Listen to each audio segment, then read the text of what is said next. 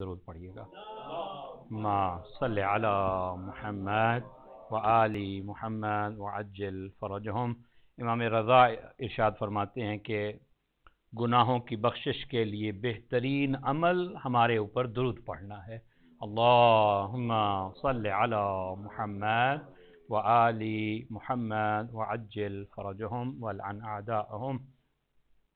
अऊज़ु बिल्लाहि मिनश शैतानिर लईनिर रजीम। बिस्मिल्लाहिर रहमानिर रहीम।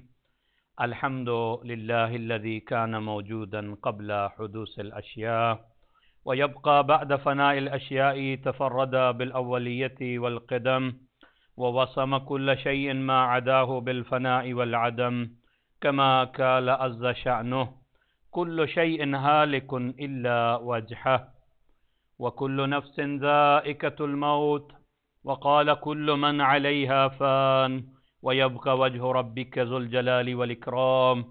सुब्हान मन ला यख़फ़ा अलैहि इख्तिलाफ़ुन निय्यात वला यअज़ुबु अन्हु मआसियुल इबाद फ़िल ख़लवात। सुब्हानल्लाहिल्लज़ी मिन्हु ख़िल्क़तुल इबाद व इलैहिल मआद। फ़मन यअमल मिस्क़ाल ज़र्रतिन ख़ैरन यरह व मन यअमल मिस्क़ाल ज़र्रतिन शर्रन यरह। नशहदु अन ला इलाहा इल्ला हुवल मलिकुल्लज़ी ला युनाज़अु फ़ी मुल्किहि वला युज़ाद्दु फ़ी हुक्मिहि युअज़्ज़िबु मन यशाअु बिमा यशाअु कैफ़ यशाअ व यरहमु मन यशाअु बिमा यशाअु कैफ़ यशाअ।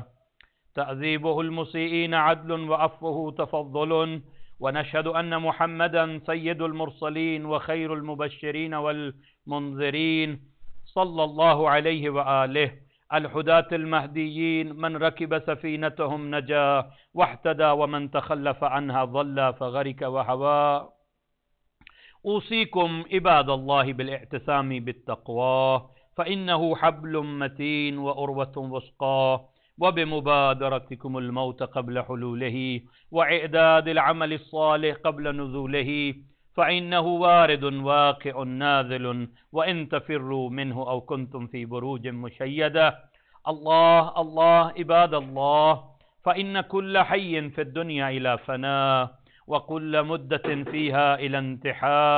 फ़वा अजबा कैफ़ हाज़िहिल ग़फ़ला व इन्नमा नहनु करक्बिन वक़ूफ़िन मिन अब्नाइस सबील फ़युज़रबु अलैहिम तब्लुर रहील फ़यर्तहिलून अम्मा क़लील व असफ़ा इला मता तिल्का रक़दा व नहनु फ़ी दारिन बिलबलाइ महफ़ूफ़ा व बिलग़द्रि मअरूफ़ा ला यदूमु अहवालुहा वला तस्लमु नुज़्ज़ालुहा।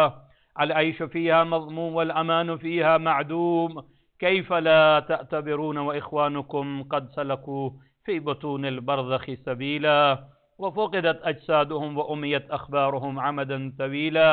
जीरानुन ला यतनासून अहिब्बाउन ला यतज़ावरून व गुरबता मिन बैत वहदतिना व मंज़िल वहशतिना व महत्ति हुफ़रतिना व मुफ़रद गुरबतिना व मुसीबता मा असरा अत्तलब व अबअद अस्सफ़र व अक़ल्ल अज़्ज़ाद व नफ़्सा इज़ा अस्लमना अल अहिब्बाउ इलल मलाइकतिल ग़िलाज़िश शिदाद व हुज़्ना इज़ा इंक़तअ ज़िक्रुना अन ख़वातिरिल अहिब्बाइ वल अक़रिबा।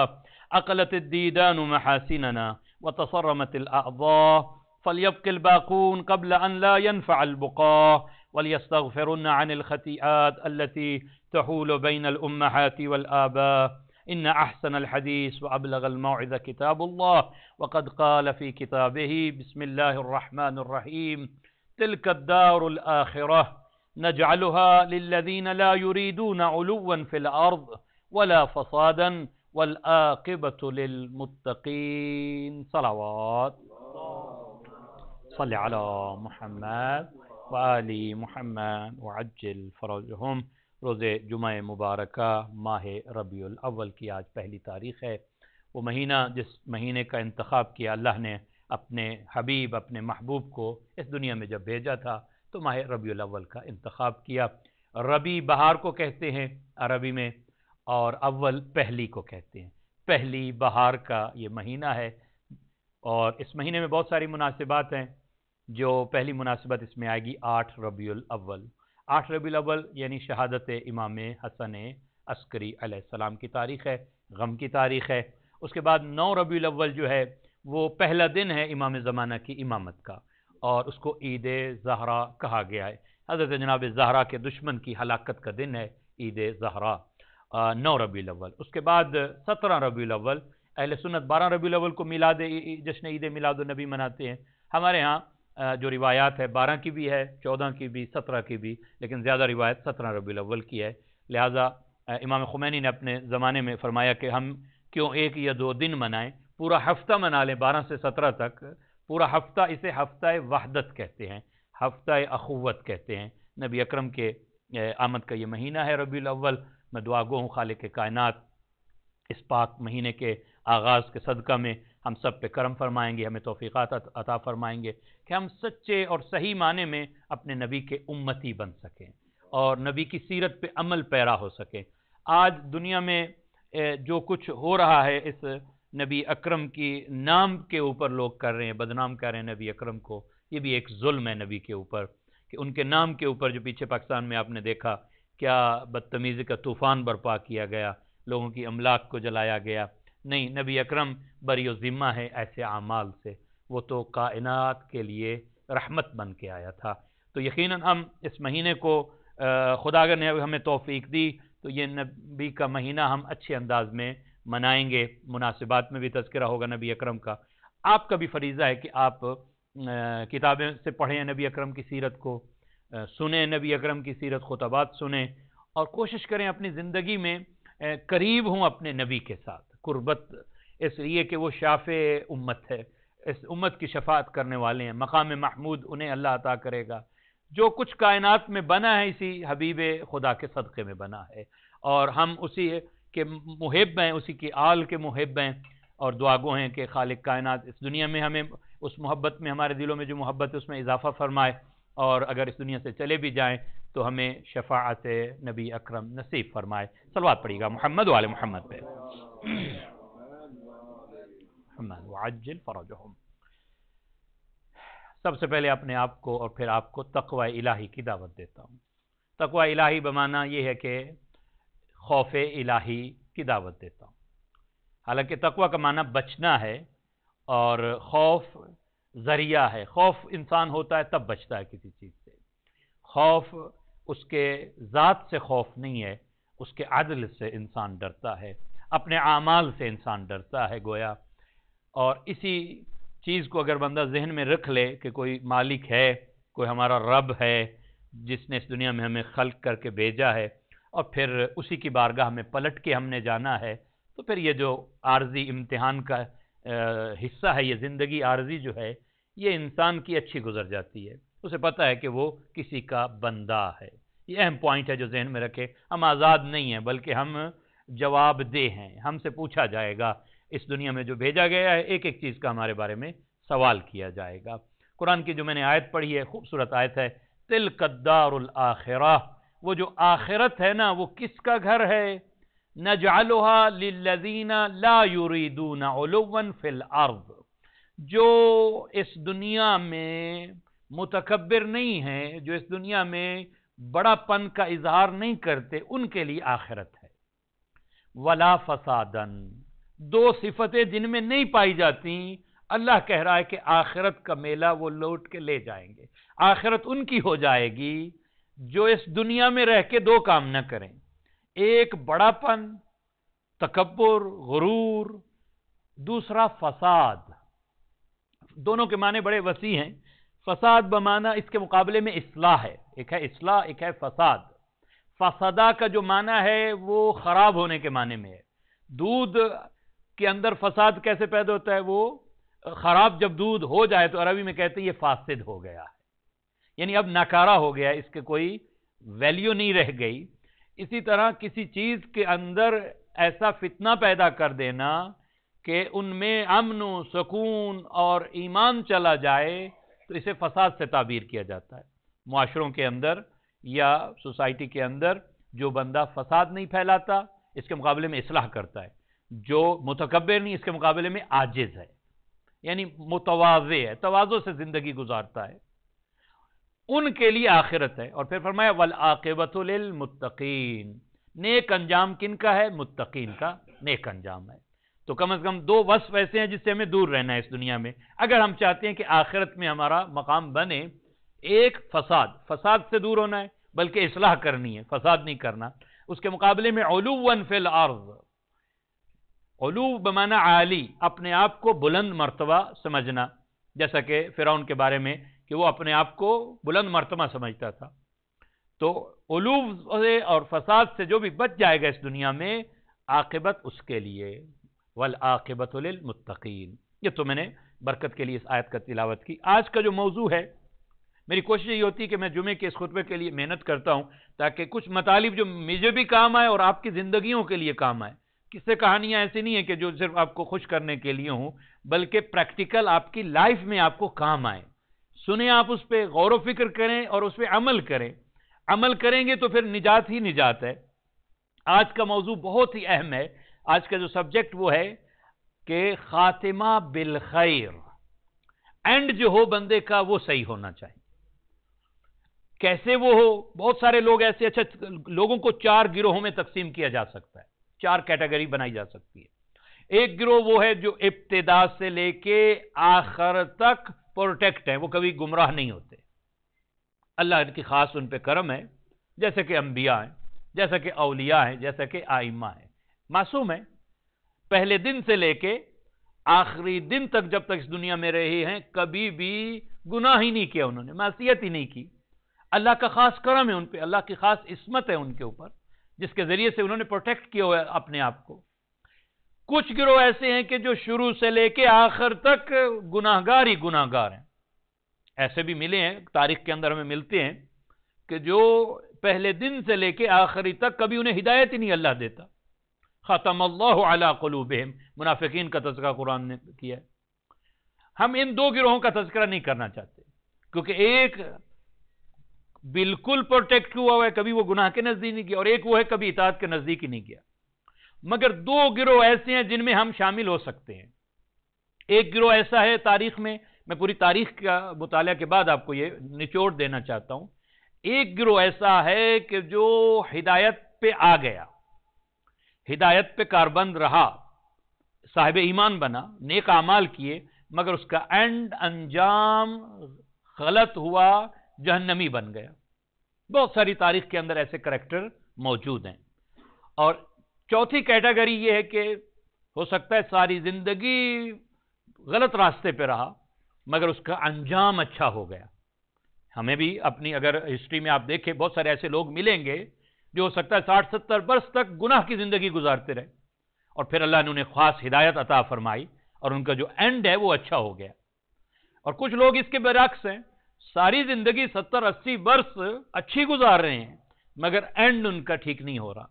خاتمہ بالخیر، اس سے بہت ہمیں ایک دعائے عدیلہ بھی جا کے پڑھیے گا، اس میں نہیں جانا چاہتا. آسان منزل یہ بھی نہیں ہے کہ انسان ایمان پہ لے جائے، لیکن اس سے سخت ترین منزل ہے کہ اس پہ قائم رہے انسان، جس کی طرف انسان کو غور کرنا ہے. دعا بھی کرنی ہے خاتمہ بالخیر کے لیے. سب سے بہترین دعا میرے استاد فرمایا کرتے تھے، کہتے میں نے 4 مجتہدوں سے مختلف وقت میں حرم امام رضا میں کہتا میں نے پوچھا یہ دعا، یہی سوال میں نے کیا کہ اے قبلہ یہ بتائیے سب سے بہترین دعا کون سی ہے جو اس وقت میں حرم امام رضا میں کر سکتا ہوں. یعنی اکٹھے بیٹھے نہیں تھے، کہتے سیپریٹ بیٹھے تھے، آیت اللہ تھے چاروں. میں چاروں کے پاس جا کے میں نے یہ دعا کے لیے کہا کہ مجھے بتائیے، میں جو حرم امام رضا میں ہوں، قبولیت کا وقت ہے، بتائیے میں دعا کون سی کروں. کہتے چاروں نے مجھے ایک ہی جواب دیا، دعا مانگو اللہ تمہارا خاتمہ بالخیر کرے. سفر پہ بہت سارے لوگ شامل ہو جاتے ہیں، منزل پہ پہنچنا اکثر مسئلہ کہ کون منزل پہ پہنچا ہے. اور آئیے حدیث کا سہارا لیتے ہیں. رسول خدا فرماتے ہیں لا یزال المؤمن خائفا من سوء العاقبۃ، مومن ہر وقت پریشان رہتا ہے اپنے انجام کے بارے میں. لا يتيقن الوصول الى رضوان الله حتى يكون وقت نزع روحه وظهور ملک الموت، جب تک ملک الموت اس کے سامنے نہ آ جائے، اس کی روح نکلنے کا وقت آ جائے، اس وقت تک مومن پریشان اور نگران رہتا ہے کہ وہ اپنے اس خیر پہ ہے یا نہیں ہے. مطمئن نہیں ہو جانا کہ بس میں تو شیعہ کے گھر میں پیدا ہو گیا، میں سادات کے گھر پیدا ہو گیا، نہیں میں نے حج کیا ہوا ہے، میں نے زیارت کی ہوئی ہے، نہیں، اس لیے کہ شیطان نے کبھی کوئی گارنٹی نہیں دی ہے کہ میں اس آدمی کو جو شیعہ کے گھر پیدا ہے اس کو نہیں گمراہ کروں گا، نہیں، میں آپ کو مثالیں دوں گا تاریخ میں، واقعاً انسان کے رونگٹے کھڑے ہو جاتے ہیں کہ کیسے کیسے لوگ کس منزل تک پہنچ کے پھر گمراہ ہو گئے۔ تو خاتمہ بالخیر اس کی دعا مانگنا، اس لیے جب امام کے پاس ایک شخص دعائے غریق ہے، امام صادق علیہ السلام کے پاس آیا، جب امام نے فرمایا اللہم صلی علی محمد وعلی محمد، امام نے فرمایا کہ ایک زمانہ ایسا آئے گا بندہ صبح ہوگی تو مومن ہوگا، دوپہر ہوگی تو ایمان جا چکا ہوگا، اتنا جلدی اتنا کوئک اس کا ایمان بدل چکا ہوگا۔ واقعاً آج کل شبہات کی دنیا میں ایک ٹیکسٹ میسج پہ لوگوں کا ایمان بدل جاتا ہے، اچھے خاصے مومن ٹھیک عقیدہ رکھنے والے شاید ایک مجلس سن لیں کسی کی، ایمان بگڑ جاتا ہے، ایمان سے ہاتھ دھو بیٹھتے ہیں اپنا ایمان کو۔ کہا کہ پھر اس زمانے میں بندہ کیا کرے، کہا اس دعا کی زیادہ تلاوت کرے، دعائے غریق اسے کہا گیا، مفاتیح الجنان میں موجود ہے، یا اللہ یا رحمان یا رحیم یا مقلب القلوب ثبت قلبی علی دینک، اے بار الہ میرے دل کو قائم رکھ اپنے دین کے اوپر، ثابت قدم رکھ۔ ثابت قدم رہنا ہی یہ کمال انسان ہے، منزل پہ رستے پہ آ جانا ایک مرتبہ کمال نہیں ہے۔ ہم جو دعائے سورہ الحمد کا اصل مغز ہے وہ یہ جملہ ہے، اہدنا الصراط المستقیم۔ 5 وقت کی اگر واجب نماز بھی بندہ پڑھے تو 10 مرتبہ اس کو دہرا رہا ہے، اہدنا الصراط المستقیم، بار الہ ہمیں صراط مستقیم پہ قائم رکھ۔ ہم آ گئے ہیں صراط مستقیم پہ، اس لیے کہ صراط علی حق، علی کا راستہ ہی حق ہے، اہل بیت کا راستہ ہی حق ہے، ہم نے دیکھ لی یہ صراط، مگر اگلا کمال یہ ہے کہ میں اس صراط مستقیم پہ قائم رہوں، کیونکہ شیطان نے کیا کہا تھا، قال فبعزتک، اللہ کی عزت کی قسم کھا رہا ہے، جب اسے نکالا گیا نا کہ مردود ہے، نکل جا میرے دربار سے، میری رحمت سے دور ہو جا، اب اس نے ایک اسٹیٹمنٹ دی ہے شیطان نے، قرآن نے اسے نقل کی ہے اور اللہ کی قسم کھا کے کہہ رہا ہے، قال شیطان نے کہا فبعزتک، تیری عزت کی قسم، لأغوینہم اجمعین، میں اس آدم کی ذریت کو گمراہ کروں گا۔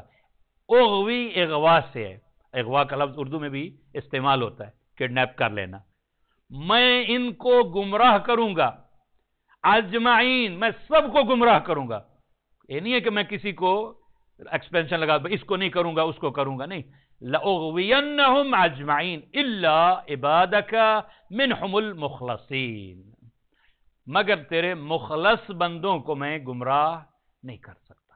یہاں سے مخلص سے مراد معصوم ہے، جو اس کی صحیح تفسیر کی گئی، ایک ہے مخلص ایک ہے مخلص، ہم سب اخلاص کر حاصل ہونے کے بعد مخلص بنیں گے، یہ حصولی درجہ ہے۔ مخلص وہ ہے جنہیں اللہ نے اخلاص کی منزل پہ پیدا کیا ہے، معصوم۔ ہاں تیرے معصوموں کو میں گمراہ نہیں کر سکتا، اس کے علاوہ میں ہر بندے کو گمراہ کروں گا، لأغوینہم اجمعین۔ اور کوئی یہ بھی نہ سوچے کہ بس میرا حال اچھا ہے، میرا ماضی اچھا ہے تو میرا مستقبل بھی اچھا ہو جائے گا، نہیں، اگر تو میں آج کروں گا، کون سے اسباب ہیں، کون سی چیزیں ہیں جن کی وجہ سے آپ اگر ان پہ عمل پیرا ہوں تو خاتمہ بالخیر ہو سکتا ہے، کون سی وہ چیزیں ہیں کہ جو خاتمہ بالخیر سے انسان کو دور لے جا سکتی ہے۔ لیکن ابھی جو میں پوائنٹ آپ کے سامنے ریز کر رہا ہوں وہ یہ ہے کہ کتنا مہم ہے، کتنا اہم ہے انتماء بالخیر کے بارے میں نگران رہے، پریشان رہے۔ اگر اسے پریشانی نہیں لاحق ہوئے گی، سوچے گا بھی نہیں، تو کیسے اس کے بارے میں آگے عمل کرے گا؟ پہلی منزل یہی ہے بیمار کو اپنی بیماری کا سوچے اور پریشان ہو کہ بھئی یہ کیا ہو گیا میرے ساتھ، اگلی منزل آئے گی علاج کی۔ تو پہلی منزل یہ مطمئن ہو کے سو نہیں جانا کہ ہم شیعہ کے گھر میں پیدا ہو گئے لہٰذا ہم اتنے عرصے مسجد میں آتے ہیں، ہم خاتمہ بالخیر ہے، نہیں۔ اب میں تاریخ سے کچھ مثالیں آپ کو عرض کر دوں۔ زبیر ابن عوام کون ہے؟ جناب صفیہ بنت عبد المطلب کا یہ بیٹا ہے، نبی اکرم کی سگی پھوپھی کا بیٹا ہے زبیر ابن عوام، یہ عبداللہ ابن زبیر، عبداللہ کا بیٹا ہے، زبیر کا بیٹا تھا عبداللہ، اس کا باپ زبیر ابن عوام، اور یہ جناب نبی اکرم کی سگی پھوپھی کا بیٹا ہے. اس کا ماضی کیسا ہے؟ ایسا ماضی شاید کسی کا بھی نہیں ہے. بہت بہادر تھا. جیسا جناب حمزہ بہادر ہے، اسی طرح بدر میں، احد میں، خندق میں، خیبر میں نبی اکرم کی ہر جنگ ایک علم جناب زبیر کے ہاتھ میں ہوتا تھا، ایک علم جناب علی کے ہاتھ میں، ایک علم جناب زبیر کے ہاتھ میں ہوتا تھا. اور اس کے بعد یہ تو آسان منزل تھی. اصل منزل امتحان شروع ہوئی بعد وفات نبی. انگلیوں پہ گنے ہوئے لوگ تھے جو مولا امیر المومنین کے ساتھ رہ گئے تھے. آسان نہیں تھا، مالی نقصانات برداشت کرنا آسان نہیں تھا. اس زبیر نے پہلا، دوسرا اور تیسرا خلیفہ، کسی کی بیعت نہیں کی. اس نے کہا خلافت علی کا حق ہے. سخت ترین منزلوں میں جناب سلمان، جناب مقداد، ان کے ساتھ جناب ابوذر اور ان کے ساتھ حضرت زبیر، یہ استقامت کے ساتھ کھڑے رہے، ثابت قدم کے ساتھ. اس سے بھی بڑھ کے کوئی ہو سکتا ہے جو اس سخت منزل میں علی کا ساتھ دے رہا ہے. اور دوسرے خلیفے نے جو ایک شورا بنائی تھی نا، اس شورا میں بھی زبیر کا نام تھا. 6 آدمیوں کی جو کمیٹی بنی تھی اس میں بھی زبیر نے علی کو ووٹ دیا تھا. اس حد کا منزل دیکھیے. مگر جب مولا علی کو اقتدار ملا ہے، ایک تو دوستی ہم نشینی بری ہو تو یہ بعد میں عرض کروں گا، برا دوست بھی انسان کو خیر سے ہٹا سکتا ہے. طلحہ کا یہ دوست تھا. بیٹے کی وجہ سے بھی، بیٹے کی محبت میں بھی، اس کا بیٹا جو تھا وہ بانجا تھا کسی کا، تو اس وجہ سے بھی یہ پیچھے ہٹ گیا. تیسرا جو اصل سبب تھا، حب الریاسہ، خواہش اقتدار، اس وجہ سے اس کا خاتمہ بالخیر نہیں ہوا. جمل میں علی کے مقابلے میں آ کے کھڑا ہو گیا، مولا علی کے مقابلے. واقعات آپ نے سنے ہوئے. اس کا جو انجام ہوا کہ مولا نے فرمایا القاتل والمقتول کلاہما فی النار. یہ ایک واقعہ. اسی طرح بلعم باعور، قرآن مجید میں 2 آیات ہیں اس کے متعلق. حضرت موسیٰ کے زمانے کا بندہ ہے. حضرت موسیٰ کے قریبی ساتھیوں میں اس کا شمار ہوتا تھا. مگر کیا ہوا؟ اچھا، اللہ نے اسے اسم اعظم بھی عطا کیا تھا. اس کی دعا قبول ہوتی تھی، لوگ اس کے پاس جا کے دعائیں قبول کرواتے تھے. مگر فرعون کے ساتھ مل گیا. لالچ کی خاطر، دولت کی خاطر انجام بالخیر نہ ہو سکا. بہت سارے ایسے واقعات ہیں جو اس ریسنٹ ہسٹری میں بھی ہیں. بہت سارے انقلاب ایران میں شروع میں شامل ہوئے، قربانیاں دی ان کے، مگر بعد میں منافقین سے جا کے مل گئے. تو اصل کمال یہ ہے کہ خاتمہ بالخیر ہو. اصل کمال یہ نہیں کہ انسان فقط ہدایت کی منزل پہ آ جائے. اب آئیے ان عوامل کی طرف سے، اگر انسان ان پہ کارآمد رہ جائے تو یقیناً اس کا خاتمہ بالخیر ہوگا اگر ان کاموں پہ وہ عمل کرے. صلوات پڑے گا محمد و آل محمد پہ.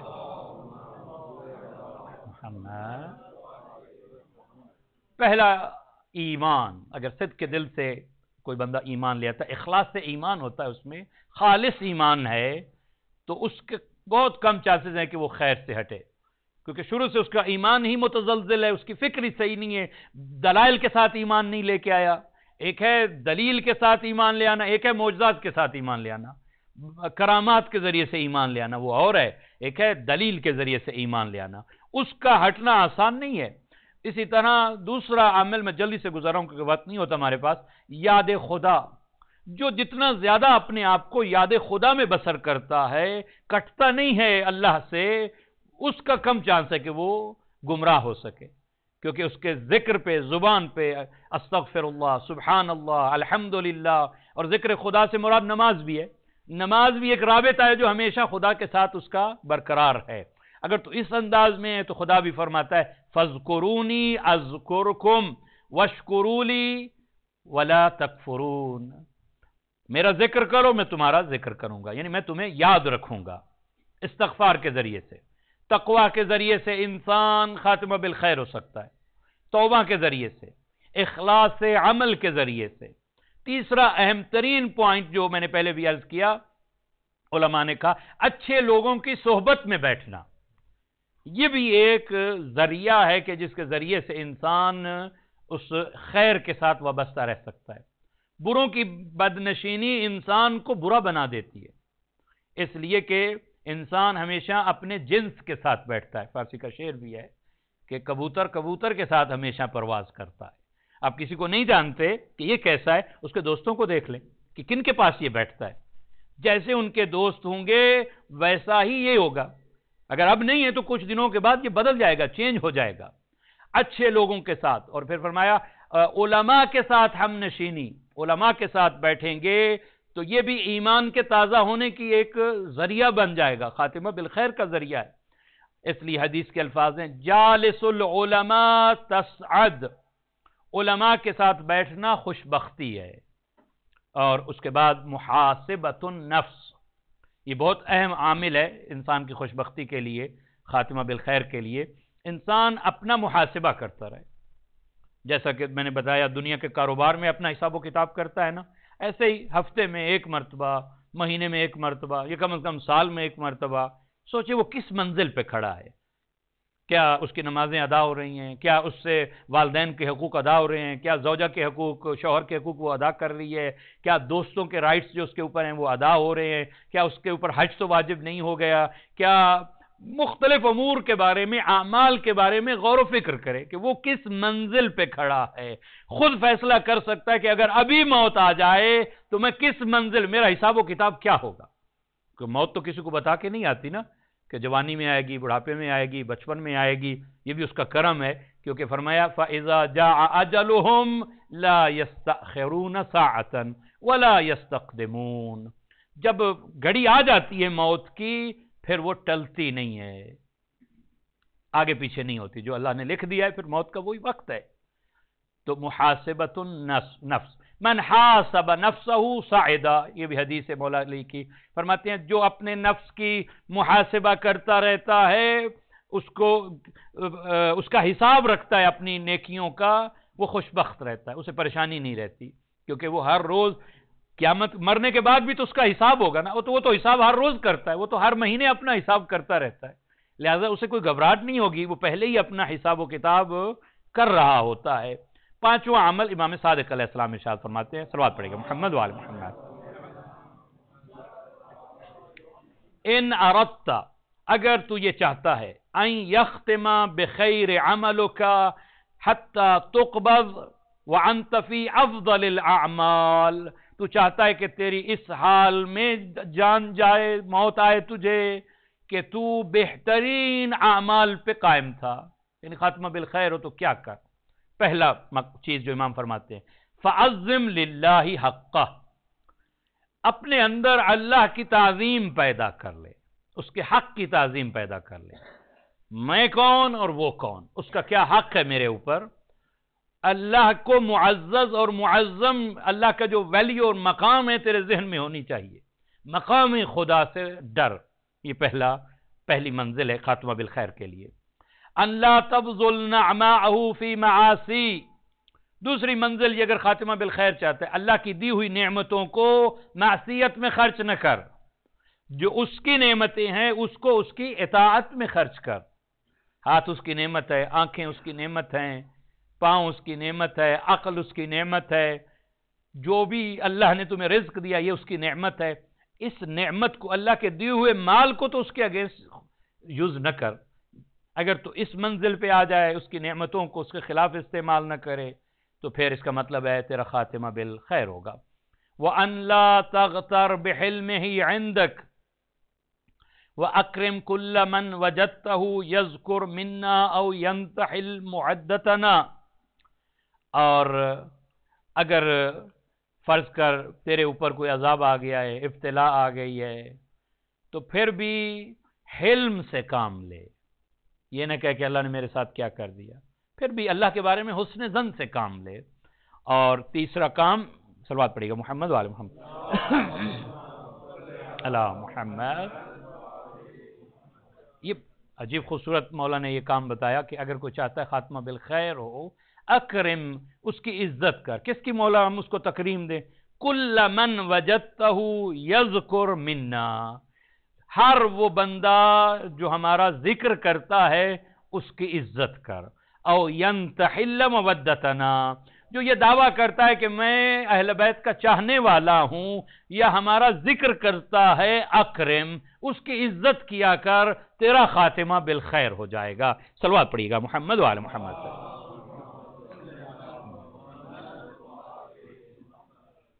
یہ تو وہ عوامل تھے کہ جو انسان کو خاتمہ بالخیر کی طرف لے جا سکتے ہیں۔ اب کچھ عوامل احادیث سے میں نے نوٹ کیے ہیں کہ جس کے ذریعے سے بندہ کا خاتمہ بالخیر نہیں ہوتا، خاتمہ بالسوء ہوتا ہے اگر اس طرف چلا جائے۔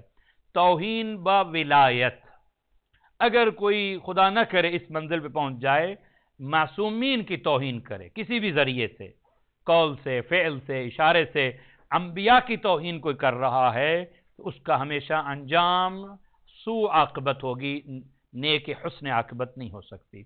حب الدنیا، یہ میں نے پہلے بھی عرض کیا، ایسا عامل ہے دنیا کی محبت کہ انسان کا خاتمہ بالایمان نہیں ہو سکتا۔ جس کے دل میں محبت دنیا بھر جائے پھر بڑا مشکل ہے اس کے لیے کہ وہ ایمان اور خاتمہ بالایمان ہو سکے۔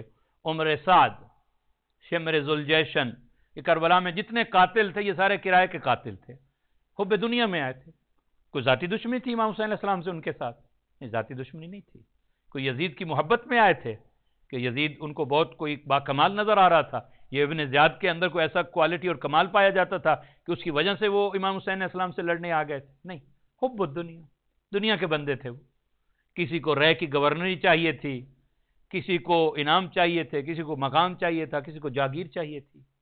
حب الدنیا نے مقام امام حسین علیہ السلام جانتے تھے، بڑے بڑے لوگ جو اس وقت موجود تھے وہ جانتے تھے کہ سید الشہداء کی کیا منزلت ہے، کیا مقام ہے۔